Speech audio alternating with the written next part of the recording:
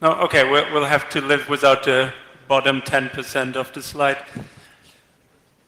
Thank you for the warm welcome, and hello Paris, honored to be here. I'm Karsten, and I've been talking about mobile hacking for a couple of years now. And at the risk of sounding like a broken record, I want to once again come back to the topic. This time though, with what I think is the most effective way of breaking phones. Because unlike our previous results, we had to be somewhat close to the phone. This time you can do it remotely. It's not an attack against Android or iPhone or any of those. It's an attack against the mobile networks, and one that works worldwide.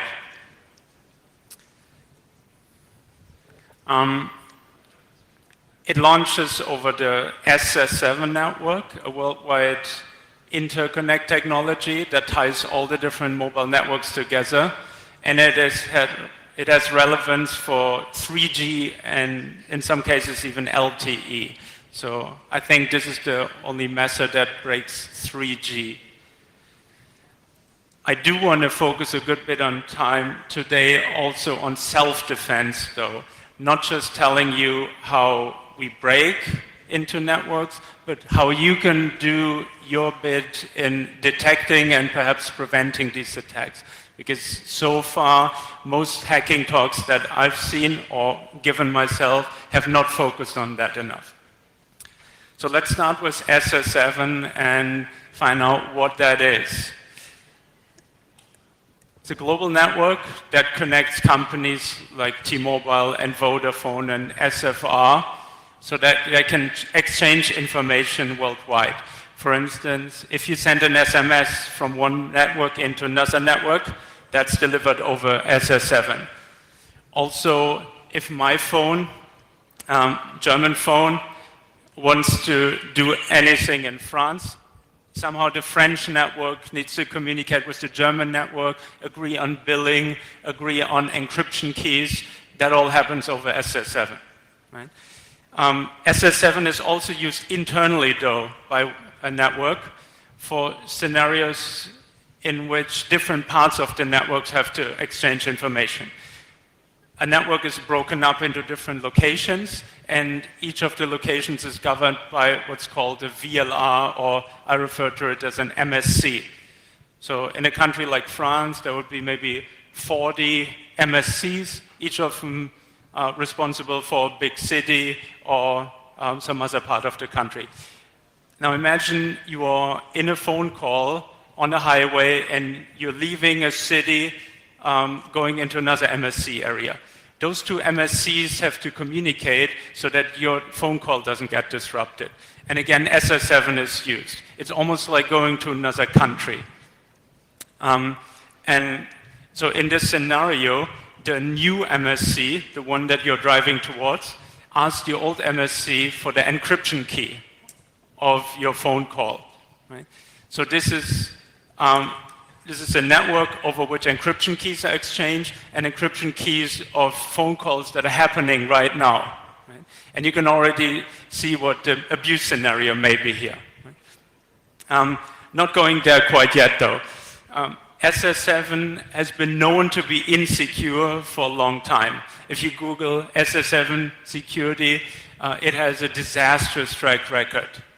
However, nobody can really explain, or could up until last year, what was so broken about it. You found lots of references to people tracking over SS7, that is finding a phone's location. And in fact, the Washington Post publicized that last year, that companies are bold enough to put out advertisement material, even patents on how to use SS7 for tracking. And behind all the material that they found, there was one SS7 request called Anytime Interrogation. Extremely creepy name, right? And that's the official name, Anytime Interrogation. You can interrogate the location of any phone in the world using this request. And it has no purpose whatsoever other than spying on people, but it has been in these SS7 standards forever. perhaps nodding to states and state agencies contributing to the standards when they were first created. So the Washington Post last year found all these brochures, all these services that were offered online for tracking people. And if you track somebody using anytime interrogation, you get their cell ID, so you know which building somebody is. Pretty accurate tracking. Now, anytime interrogation is just one out of many SS7 queries. And somehow the whole sense of SS7 being insecure was tied to anytime interrogation. So after the Washington Post story, a lot of networks stopped accepting anytime interrogation. There was no reason to ever accept it in the first place, so they started blocking it. And I thought SS7 security was solved. However, it's just one out of hundreds of queries you can send over SS7, and we'll now go down the rabbit hole of what these other queries could do. Staying on the topic of tracking for a moment. So anytime interrogation doesn't work anymore, but many other methods do. There's other commands that are absolutely equivalent to anytime interrogation, resolving a phone number into somebody's cell ID, their current location. Those are not blocked yet because nobody has been talking about them in the Washington Post. But there's also other methods that don't necessarily resolve a phone number into a location, but into something else, IMSIs, MSCs, and so forth. And then those other identifiers can be used with yet other queries over SS7 to get the location. So it's kind of like ROP programming in the early days, where if one gadget didn't get you to the goal, you string together two, right? And of course, you could have a long chain of different requests resolving numbers in different numbers and different numbers until eventually you have the location. And we talked about this for the first time last year with different networks, and some of them have started responding to them, others didn't, and then eventually the press picked up on it, including Le Mans and Martin. I don't know if he's here today, but he definitely has the best French language reporting on the topic, and he's following up on it too. So thank you, Martin from Le Mans, for bringing this to at least some people's attention. The abuse of SS7 is not limited to tracking, though. What I always consider the worst attacks is when private communication is interceptable, that is, people's SMS, emails, or phone calls. And at least for phone calls, SS7 is a huge risk, and that's what we want to go into next. So how can somebody intercept a phone call who isn't even in your country, who's just somehow connected to the SS7 network anywhere in the world, right? I won't get into all these other abuse scenarios. Tracking has been covered sufficiently by others, and all the other stuff, denial of service, fraud and spam, I feel like that's more a problem of the operators. They should solve it in their own interest, just intercept. They need to solve for us. It's not really in their own interest to keep us private.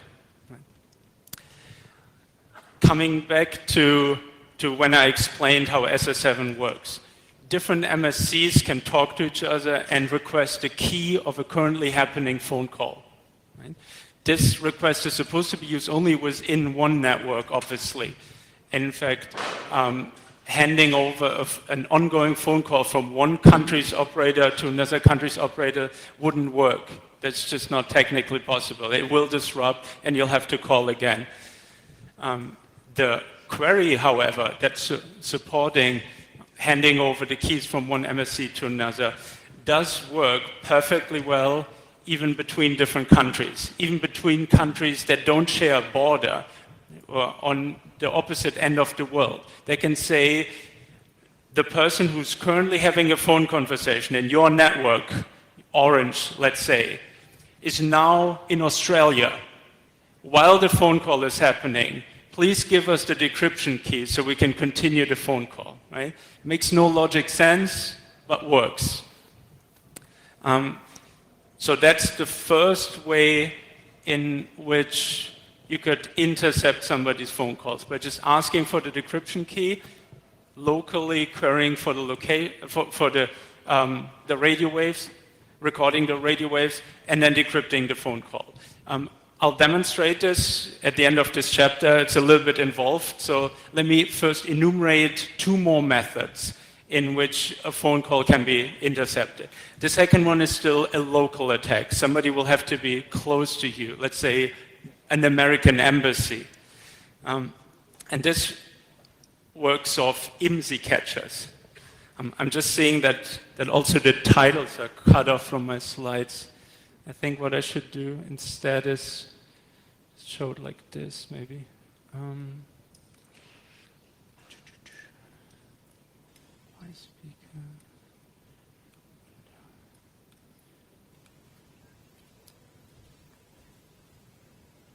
Yeah, let's leave it like this. So the second method uses what's generally known as an IMSI catcher, a device that pretends to be a base station belonging to a network, but it's not actually part of the network. It could spoof to be, again, Orange, SFR, any of the other ones. If it does so, the phone on GSM, the oldest technology, has no way to distinguishing the real cell tower from the fake cell tower. This was solved by 3G, UMTS. UMTS introduces what's called mutual authentication, in which the network, the cell tower, has to identify itself, authenticate itself to the phone, right?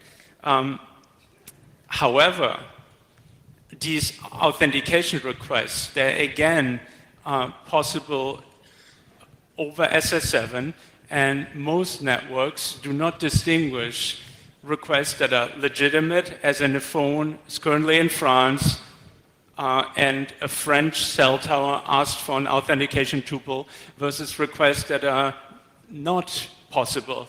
A phone that was just observed in France, and now a request comes from Australia.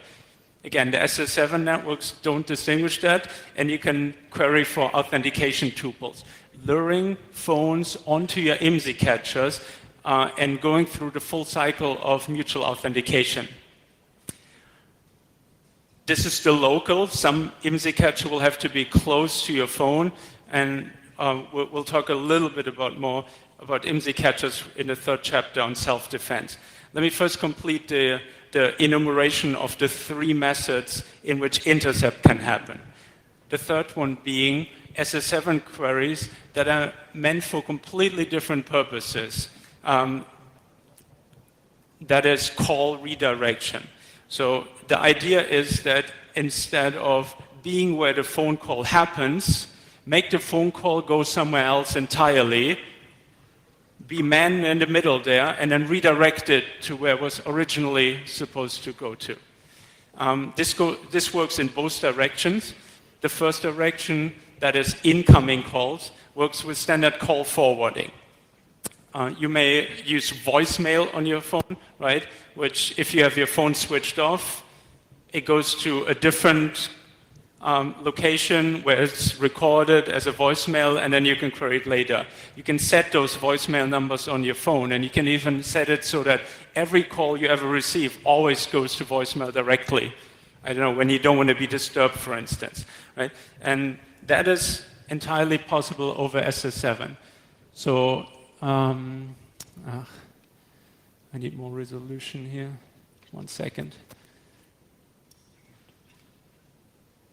SS7.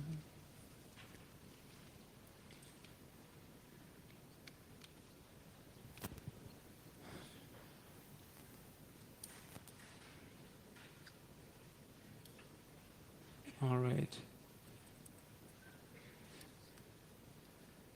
So one small part of the demo doesn't work, and that is me actually being able to call the real number.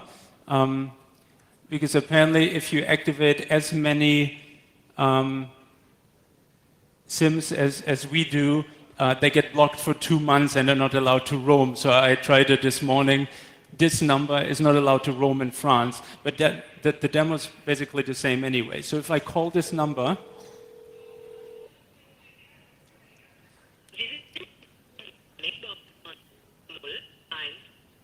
So this connects me to a German voicemail system. Because again, the phone is here, but it can't connect. So that's how it should happen. But if I send a supplementary service request over SS7, I can make this number forward to anywhere else. So instead of going to voicemail now, it goes to this phone, right? Different phone. And this, of course, could be the attacker now being smart enough to call the original number after deactivating the supplementary service, which again is just one SS7 message. And then you're man in the middle on every incoming phone call. And it doesn't have to be in your country. It could be any number in the world, right? So that's how scary these SS7 things can become.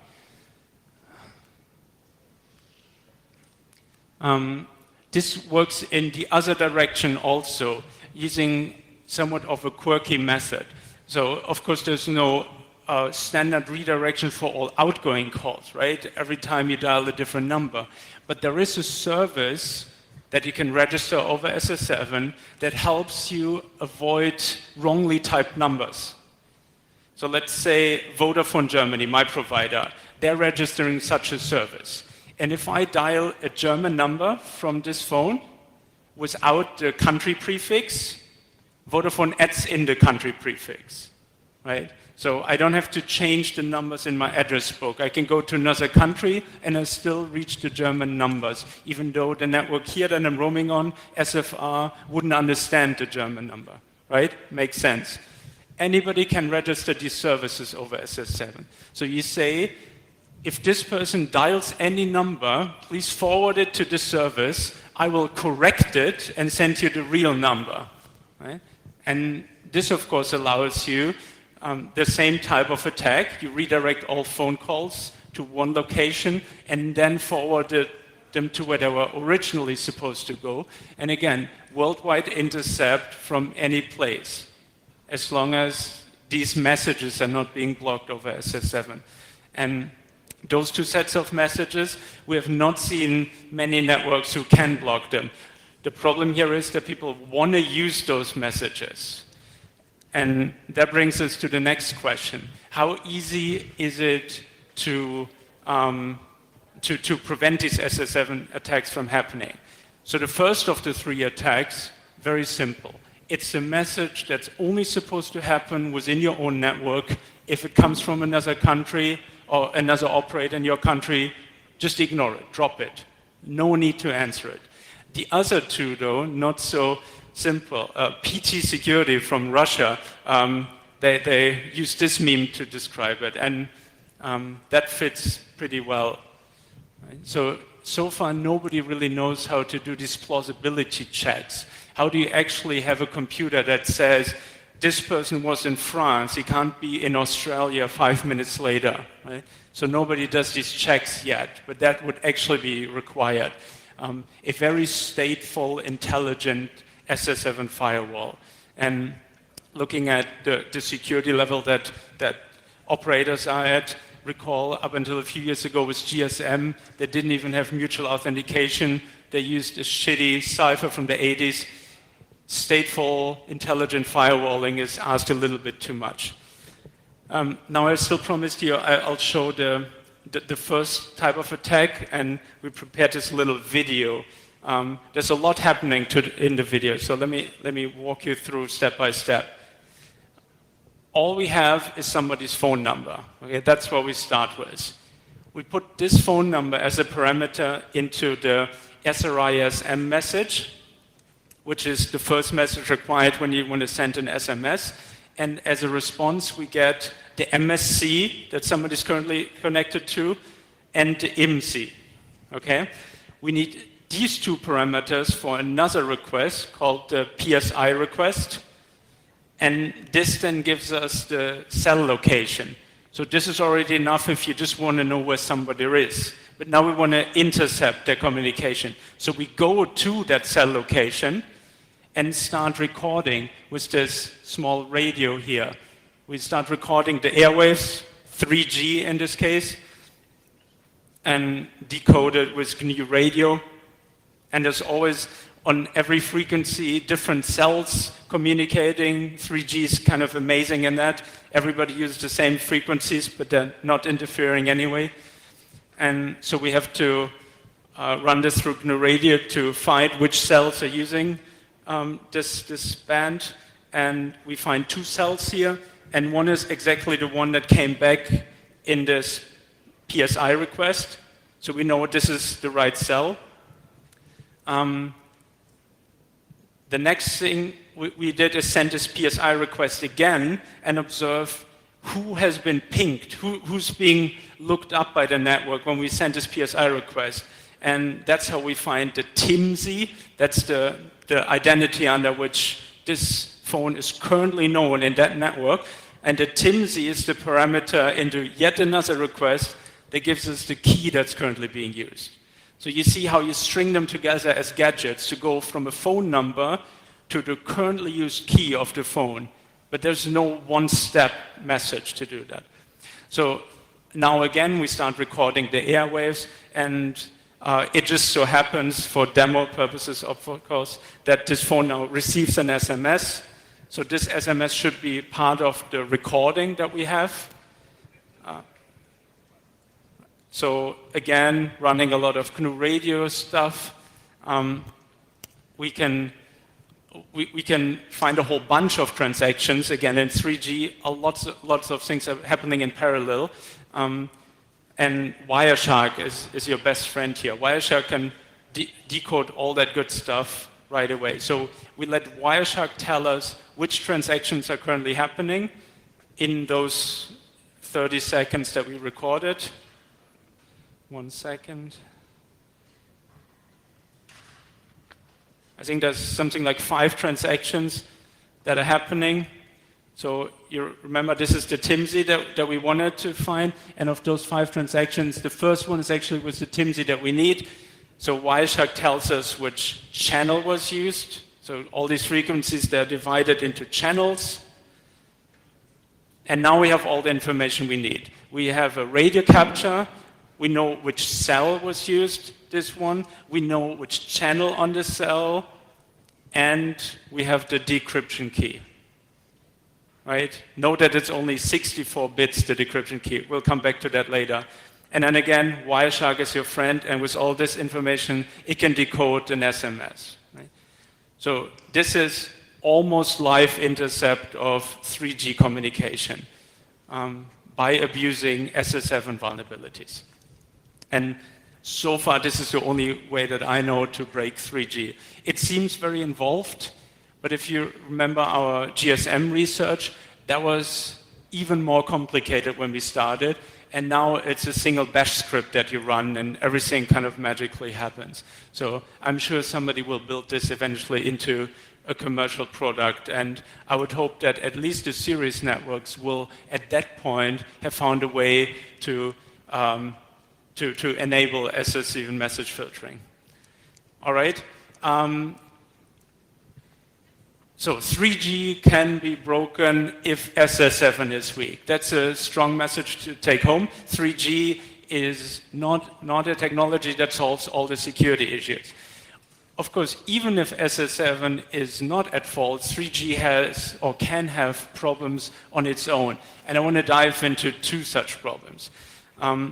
So ultimately, what we showed up until now is that the capability that we have with GSM, that is, use the little Osmocom phone to record the airwaves, that's possible with a software-defined radio. And the capability to crack keys for GSM, that's possible with SS7.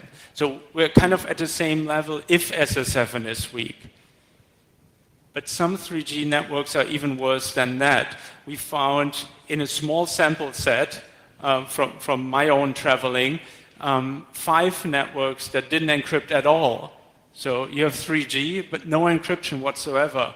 I think nobody's surprised that in Cambodia that's the case, and 2 out of something like 10 networks in India don't have encryption, but I was very surprised to find that 100% of the South Korean networks, highly developed country, right?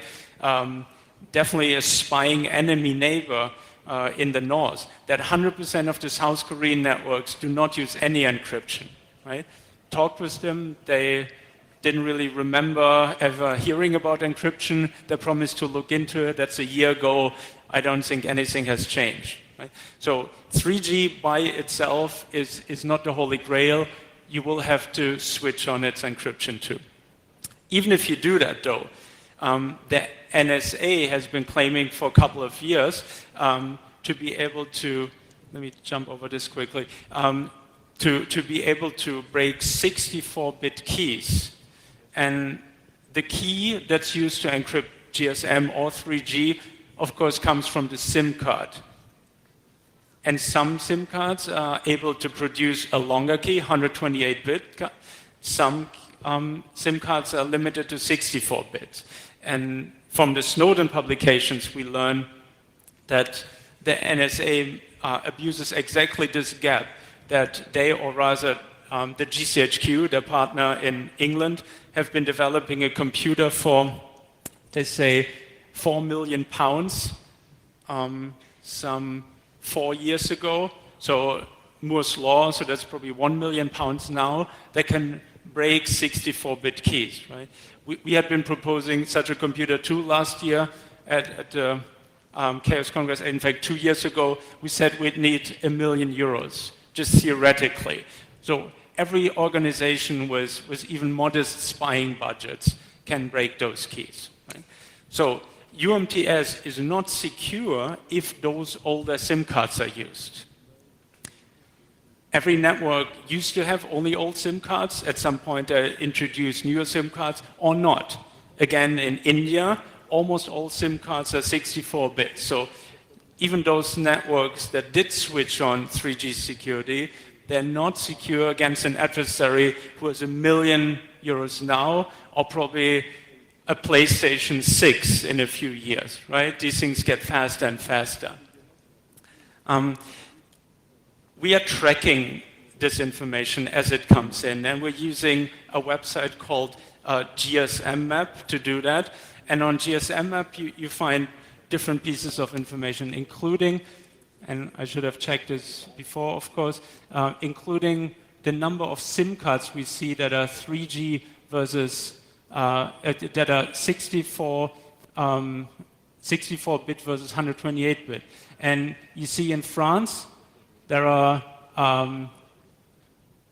4 main networks for which we saw SIM cards, and 3 of them have only the better SIM cards, and one of them, France Telecom, is at about half the population only the newer SIM cards. So they are easily interceptable, even on 3G, even on LTE, I should say, if that's even supported for those SIM cards by GCHQ and NSA, right? Now this website tracks a whole bunch more, including 3G security. And you see that in 2G, everybody's doing catch-up after years of doing nothing or even getting worse. But in 3G, that's the lines up here, the networks are not doing much. And our metric is pretty simple. The first 90% you get for switching on encryption. The remaining 10% you get for changing the TIMSIs. You remember how in the video I used this TIMSI number over and over again and it never changed? Well, it should change. The standard suggests that you should change it with each important transaction, and in France only SFR seems to do that. The other ones don't. So there's still a little bit of catching up to do to be world-class, but of course much more catching up to do for, let's say, the South Koreans. Right? So this was my personal summary of how things are with 3G. Definitely a well-encrypting technology, but at least 3 things can go wrong. You can forget to switch on the encryption. You can use older SIM cards that can't create long enough keys, or you can expose yourself over SS7. Now, There's so many things that can go wrong in the network that we as the consumers have hardly an overview of where we can go and which network is secure under which circumstances, which attacks do we have to be afraid of. And over the years, we found a bunch of attacks, others found a bunch of attacks. There's just so many attacks out there right now that are delivered over SMS. You may remember our SIM card research where we infect SIM cards over binary SMS. There could be these SS7 attacks that we discussed today. There could be IMSI catchers, these fake base stations that SS7 makes possible for 3G, but of course there's also older IMSI catchers for 2G that still work. And there are these general network problems where they forget to switch on encryption or where they use shitty SIM cards. And it's quite frustrating to look at this long list and know how much you could be spied on. The good news, though, is with every single one of them, there's ways to know that the attacks happen or could happen from the phone. The phone knows when you're sending weird stuff to the SIM card. The phone is being pinged every time you query information about it over SS7.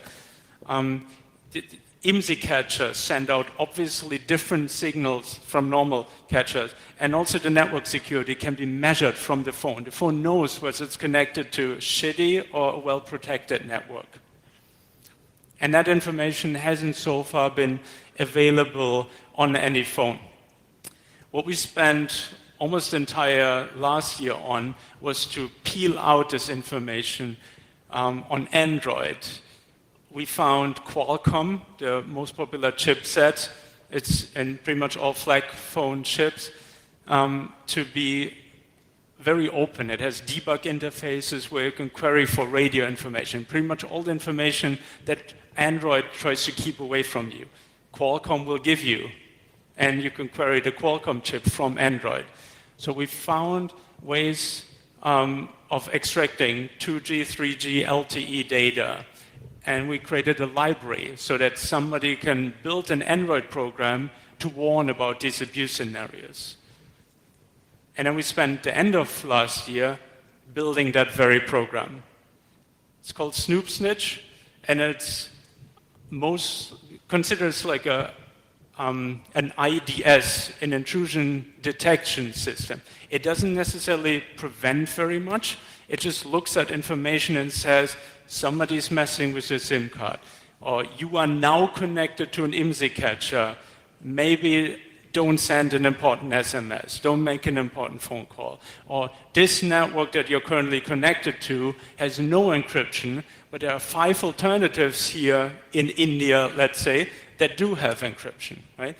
So this application has been out since December, and on Google Play, we have some 200,000 downloads, and then it's, of course, also an F-Droid and all these other platforms. So a couple 100,000 people have used that at some point, including in France. Funny anecdote. You guys know better than me that there's this law being discussed, or was being discussed back in March, on more mass surveillance possibilities for the police. And one important aspect of this law would have been to make IMSI catchers legal, so that the police can use IMSI catchers, okay? Now there was this big protest against the law that would have made IMSI catchers illegal, and people, as part of that protest, they used this tool to find that they were right there, right then, being spied on by IMSI catchers, right? Get the irony. And then I think Le Mans were again the fastest to follow up on that and to try to fight back on the currently illegal use of IMSI catchers. And if the police is using them to spy on protesters, that's not fighting terrorism, right? That is fighting liberty. And I'm very glad that thank you.